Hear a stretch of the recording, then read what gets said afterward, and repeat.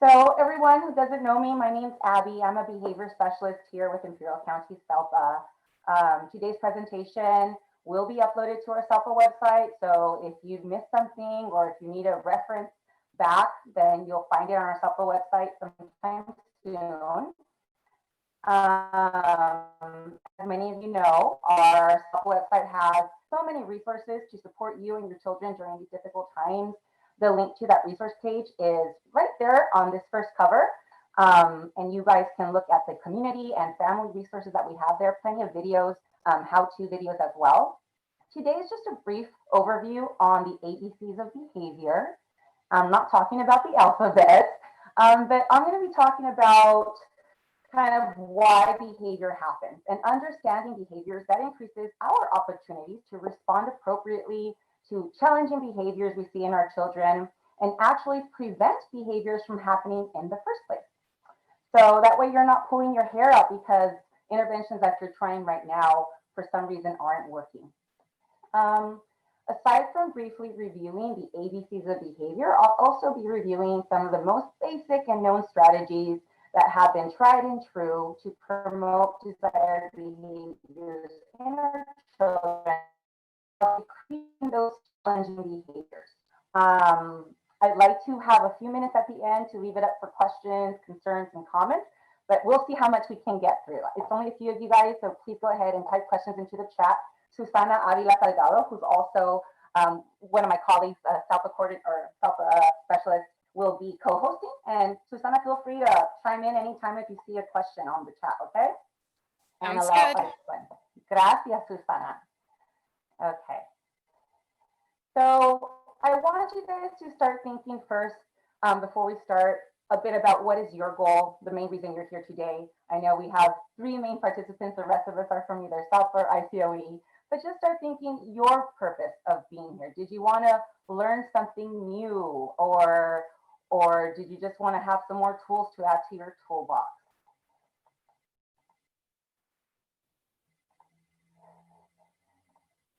And as you're considering why you're here, it's leading perfectly to this next slide, which is that we all have something that we want. Your purpose for being here, maybe because you do want to learn something new, you do want to add something to your toolbox.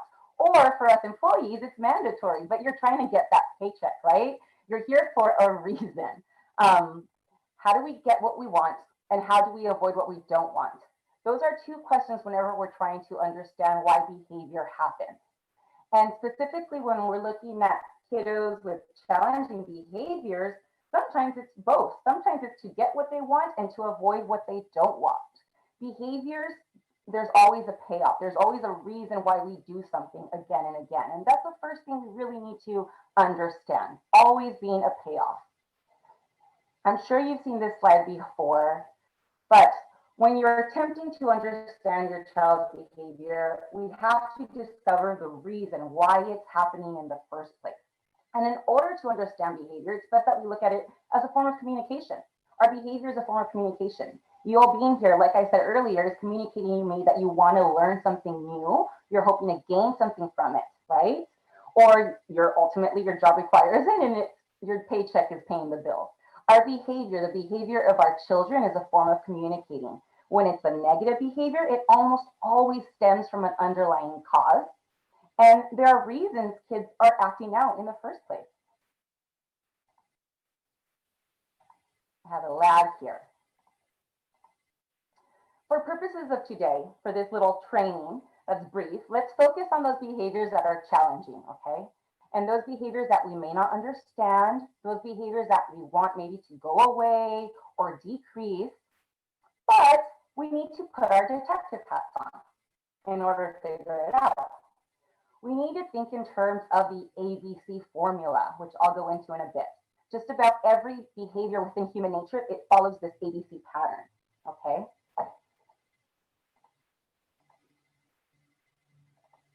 So, antecedents.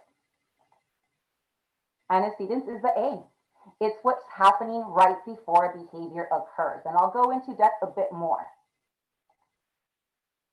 For example, these are just common triggers that occur right before a behavior.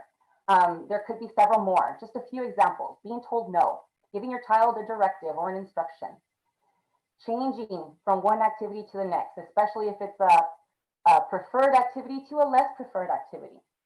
Maybe something's too hard for your child. Maybe your child just really wants some attention, one-to-one with you or a sibling. These are just basic examples of what could happen right before a challenging behavior. Okay, so that's the A. The B is the actual behavior. What did the child do? Okay, these are some common examples of challenging behaviors that we see in our kiddos, whether it's hitting, kicking, biting, hair pulling, throwing items, turning around furniture.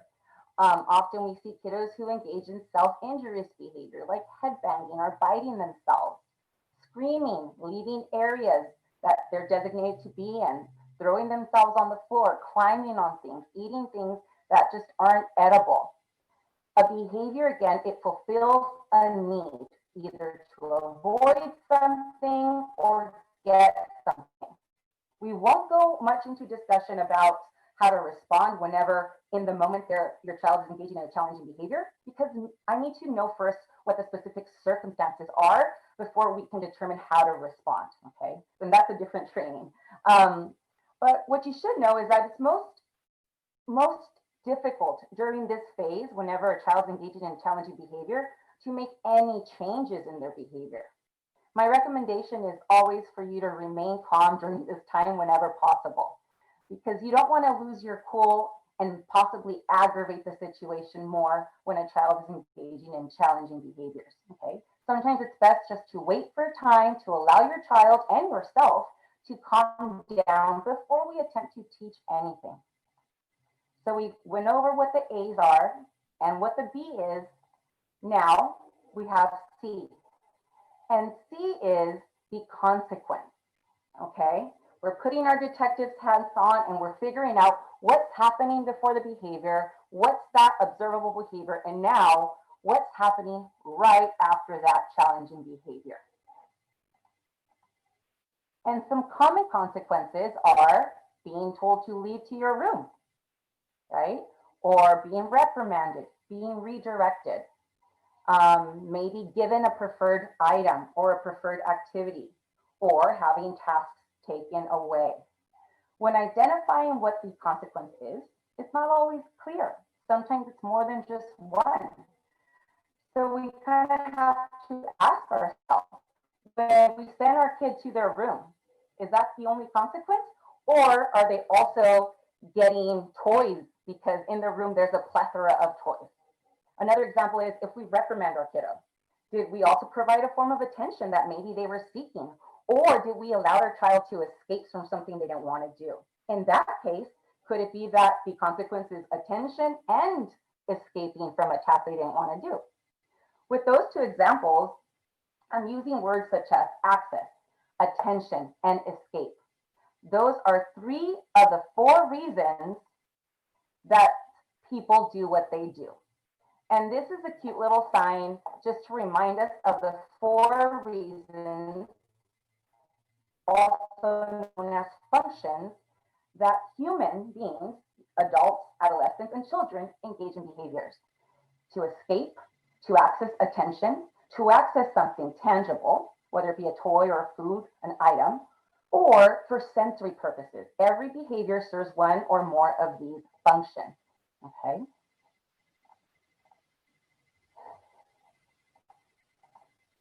So if you ask your child to clean their room, for example, or sit down or do something similar and they run away, then likely their function is escape, right? They want to get out or avoid something.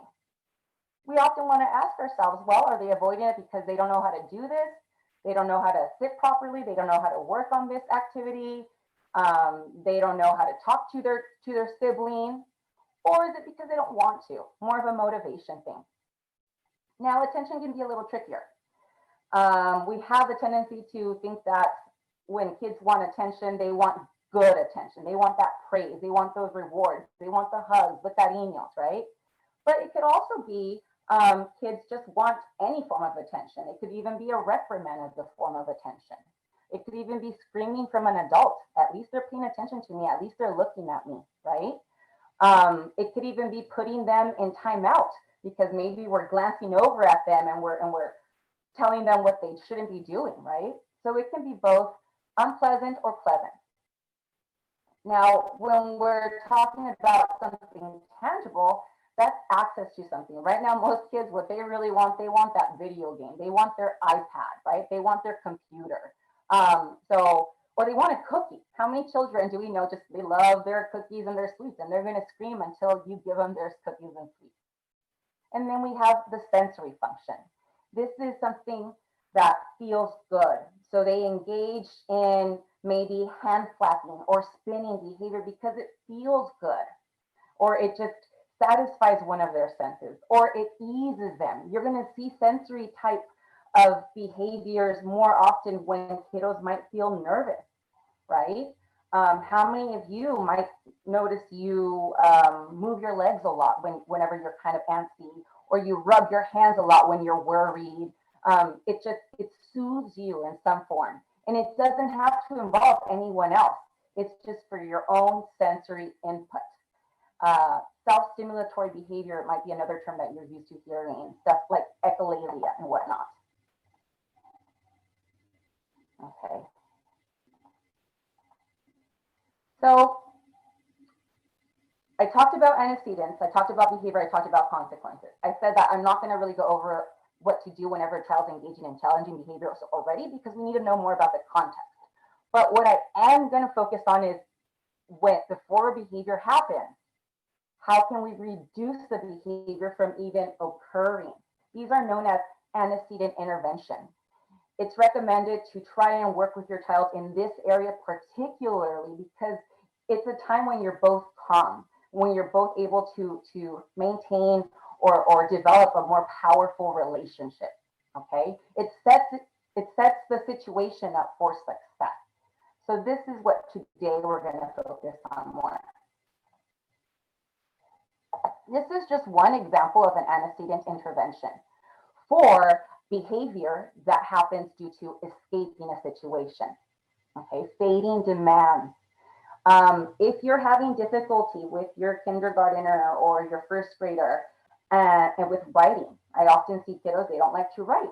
If we start fading the demands in this form where we fully show them how to do it, maybe even hand over hand, and little by little fade that prompt, fade that guidance, we might get more successful attempts. So that's just one intervention. Another antecedent-based intervention for escape maintain behavior would be interspersing tasks. So children learn new skills quicker if their mastered tasks are interspersed with new tasks. So for compliance, your kiddo is likely to follow your directions because they're getting what they want for those easy behaviors. So the example I have here is if we ask our child to point to a familiar picture in their favorite book. So it's bedtime and you're reading their favorite book, they point to a familiar picture. And then high five, maybe you want to jump up and down on the bed or something because they did it. And then we ask your child to identify something that's less familiar, right? And again, high five, we're jumping up and down on the bed. And then we ask your child to point to another familiar object in the book. We ended on a good note. High five, jumping up and down on the bed, making silly faces, what have you, right? But we're interspersing difficult with easy or easy with difficult. So we get that momentum, that motivation to try more on these harder tasks. It reduces the frustration level also on your child. And there's just more possibility of success on all of the tasks.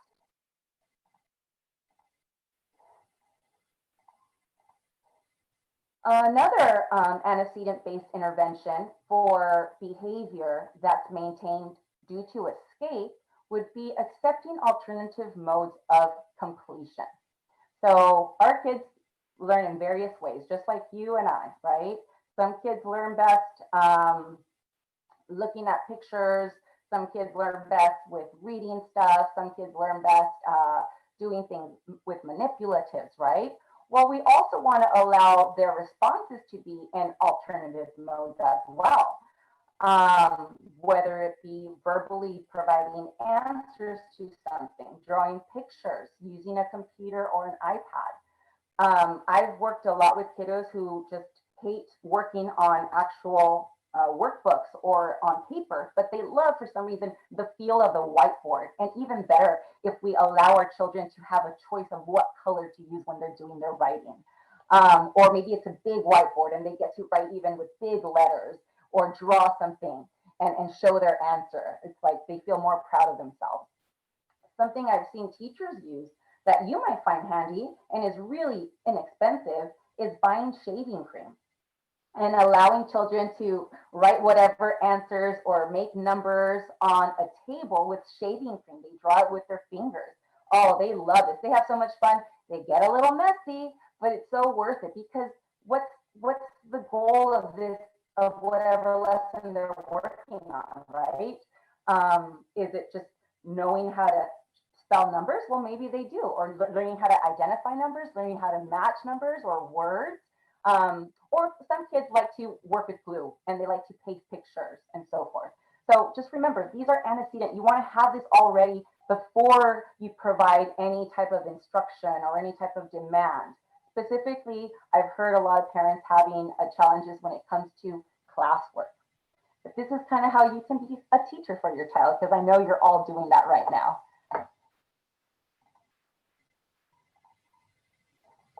Another antecedent-based intervention for escape maintain behaviors would be incorporating breaks.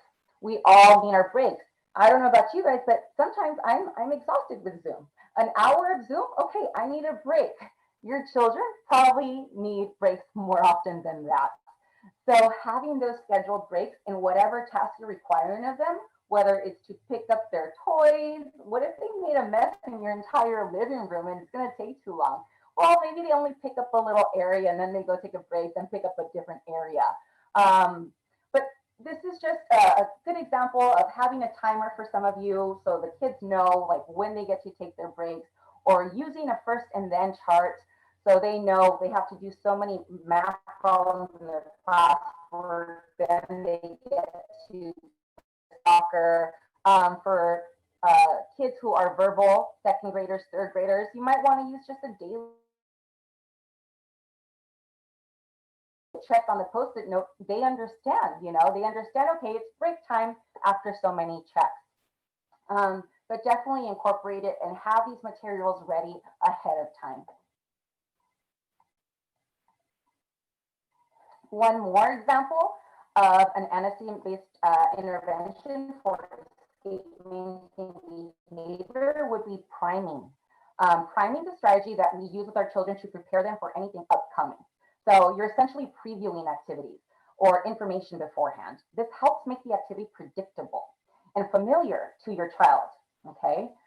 It should be very casual. It should be relaxed. You don't really have to teach anything. You just need to make sure that your kids already know that this I need a break card means they get to break.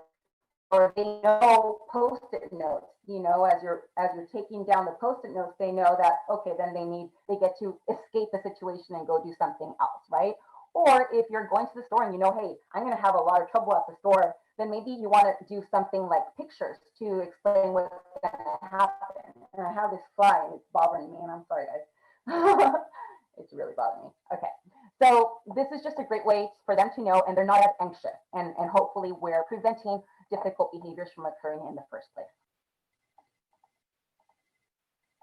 Whenever we're talking about attention-seeking behaviors, one of the antecedent-based interventions would be to provide time-based attention. Time-based attention just means, let's say your kid is every 20 minutes, they're trying to seek your attention in some way, shape, or form. Whether it's fighting with their sibling, yelling, running around the house while you're on the phone, and you've caught on, it's about every 20 minutes, my child's going to be doing this. Well, this is a great time to use time-based intervention and maybe provide the attention in 15 minutes. Every 15 minutes, you're going to go to your kid and say, hey, give me a big hug, or swing them side to side, or maybe every 18 minutes, right? We set it up for success. And so your child knows that they're going to be getting the attention from you, either via playing together, like you see there, or hugging or talking, doing some form of activity. And this is going to help avoid those problem behaviors from happening in the first place. The reason I have this post-it note, don't forget, is because you're going to be busy. You're going to forget. So maybe you need a reminder. Maybe set a timer on your phone when that vibrates, or put post-it notes in the kitchen while you're cooking. I need to provide this. Don't forget. Because it's really helpful to prevent those behaviors from happening in the first place. And hopefully, as we're increasing the tolerance of waiting for attention, then you won't have to do it so often, right? That's our goal. Another antecedent-based intervention for attention-seeking behavior is to practice requests for attention. Sometimes our kids, they're not sure exactly how to ask for it appropriately. They know that screaming, yelling, throwing themselves on the floor, it's going to get your attention way quicker. And that's what's been working in the past. So why not continue to use it? Well, let's teach them how to do this. Let's teach them how to ask for attention correctly throughout the day. From the moment they wake up, intersperse it in the mornings, in the afternoons, in the evenings. Don't assume that your child has mastered how to request it in a positive way. Practice these skills, and every time you practice, praise your child for using them. Teach your child how to request your attention or the attention of their siblings without distracting you. Like if you're on the phone, right? Some kids don't know that all they need to do is tap on your shoulder or tap on their brother's or sister's shoulder, right? But we teach them how to do it, and as soon as we teach them, we go ahead and we praise them for doing it, even if at first we have to model it for them. Little by little, we praise them, and little by little, they'll start doing it on their own. Okay. Even teaching and rewarding appropriate waiting is important, because sometimes children, they may know how to initiate and ask attention, but they may not have the skills to wait appropriately. So practicing waiting for longer durations, little by little, and providing praise every time your kiddo waits for your attention is the way to go. Another antecedent-based intervention would be assigning jobs, okay? These are just a list of jobs that I've had kids do in the classroom, but I've also seen parents do for kindergarten, first graders, second graders, and third graders. So sometimes we have a pet, whether it's a lizard or a bird or a goldfish or a dog, right? Pet sitting, walking the pet around, or feeding the pet. Maybe it's a little lemonade stand outside of your house. Maybe it's filling the pet's food dish or dusting. Kids love those little feather thingies. I don't know what they're called, but kids love to play with the feather thingies. And so they can just be dusting, even if they don't do a good job, but they're getting your attention because you're going to be praising them for just trying, right? For just doing it. That's the whole point. It's not that they clean your house. It's that they're getting attention in a proactive manner, socially appropriate manner, right? Helping with Christmas decorations. Right now is the perfect time.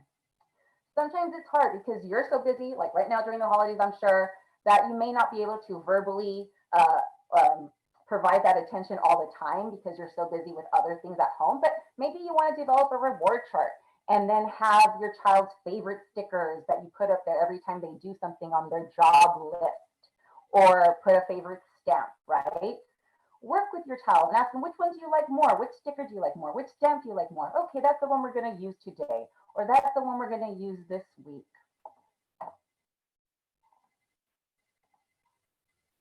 Now we'll go into some antecedent-based interventions for accessing items. One of the most frequently used ones would be the first and then chart. Okay, first we stack these books, then we play your video games. First we do some math, then we write a story, then we play on the computer. You can provide a visual. If your kids know how to read, you can write it out as a list, step by step. Just be mindful. Some kids don't like the word math. Some kids don't like the word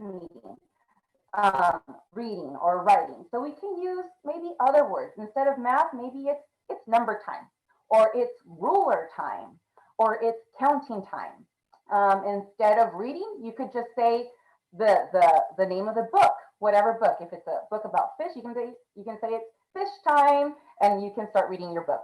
If labeling it by a certain name that the kid doesn't like is going to make it challenging, then let's reword it. Okay, those are just other tips to take into consideration. Another antecedent-based intervention for accessing items would be just being prepared to follow through. If you're teaching your child to ask for something rather than yell or scream, if you're teaching them to ask for the iPad, then be prepared to have the iPad available for your kid. Make sure it's working and give it to them immediately after they request it appropriately. Because guess what? If you don't, they're going to revert back to the screaming, the yelling, and the hitting. Again, we need to set up these opportunities for success for our kids and always follow through. But we need to have those materials available to us. That's the whole goal of antecedent-based interventions, to have everything prepared and ready to go.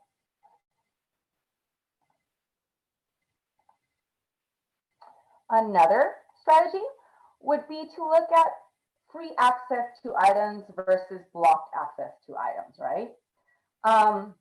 For example, like I said in the previous slide, we want to be ready to go with items that our kids are asking for appropriately, but we also want to make sure we've blocked access to these things that our kids want whenever we need them to engage in something. So often right now, what's happening with virtual learning is kids are perusing other websites, right? Instead of actually looking at their classwork. So one thing you might want to do is block access to that website during that time or during the majority of the day until the evening. I've had parents who completely disconnect all the electronics whenever kids are working on packet work or book work. I've had parents hide electronics, right? Because kids are savvy and they know now how to collect everything. But sometimes it's also okay to provide completely free access to a toy or an activity, right? For example, if your kid is just used to playing every day before the class lesson, and tomorrow they wake up late for whatever reason, and then you instruct them to go to their class. Well, guess what? If your kid is rigid and used to just playing, they're going to have a hard time focusing in class. They're not going to be engaged. They're going to be acting out most likely, right? So we need to provide them that free access like they're used to getting every single day. We need to establish those routines and make them happen until we've incorporated tolerance training. But that's a different training in and of itself that we're not going to really talk about today. Okay, when it comes to behaviors that occur because of a sensory reason, we want to make sure that we are enriching the environment as much as possible with engaging tasks, engaging activities, maybe engaging interactions. And you'll see there on this slide that it has a few examples of what you can bring to the table whenever you know that your child's going to behave a certain way due to a sensory reason. Again, sensory, it feels good to us, it soothes us, it calms us down.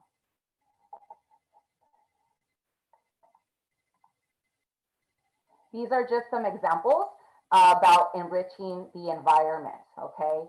A lot of kids love how sand or rocks or blocks feel on our skin. It just feels good. I don't know if you've ever been to the store when you were younger and put your hands into one of those big old rice bins.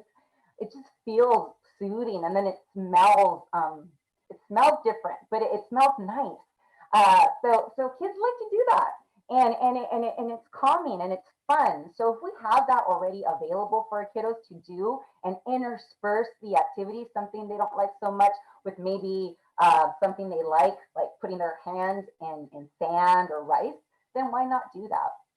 Or allow them free access to do this before we start engaging in activity if that's going to calm your child. The second picture there, you see a child in kind of like a different type of chair, or a rocking chair. Allow flexible seating for your kids. Sometimes it works for them. Some kids don't like to sit in a chair or don't like to sit crisscross applesauce, but they will pay attention to their virtual class if you give them the iPad and they're able to be on the rocking chair and soothe themselves and have that vestibular input. Other things to incorporate would be maybe like a calming area, maybe bright lights. Right now, if you can see, my light is yellow. It's annoying. Some kids don't like these yellow lights, or some kids don't like fluorescent lights. Maybe you want something with low lights, maybe star lights, right? Maybe there's like a little area where they can sit or they can lay down. You want to have all of this available to you whenever you're working with your child. Another antecedent-based intervention would be to teach calming strategies. Okay, you could stock a corner with calming activities that your child likes. Comfortable seating, pillows, floor cushions. You can have different charts, maybe a feeling chart to serve as a reminder of how your child may feel. Maybe a calming chart so your child knows to smell the flower and breathe and blow into the windmill or something, right? Whatever calming strategy you use with your child and it's worked in the past, maybe you need some visual reminders. Maybe you want to add some noise canceling headphones or some weighted lap animals, now weighted blankets, water or gel thingies that kids can shake, favorite books, coloring materials, stuff like that, squishy balls, Play-Doh, whatever works for your child to kind of soothe them and calm them down, it is recommended. And then finally, I just want to go back to this, that a few minutes of listening, a few minutes of observing and understanding our behavior can just save hours of miscommunication and frustration and conflict. And a need is met, is a problem solved, right? So we really want to focus on what our kids are doing, what's observable, in order for us to make a difference before these challenging behaviors happen, right? So yeah, with just that, any questions? I feel like maybe I might have skipped some slides because I thought I wasn't going to have time, but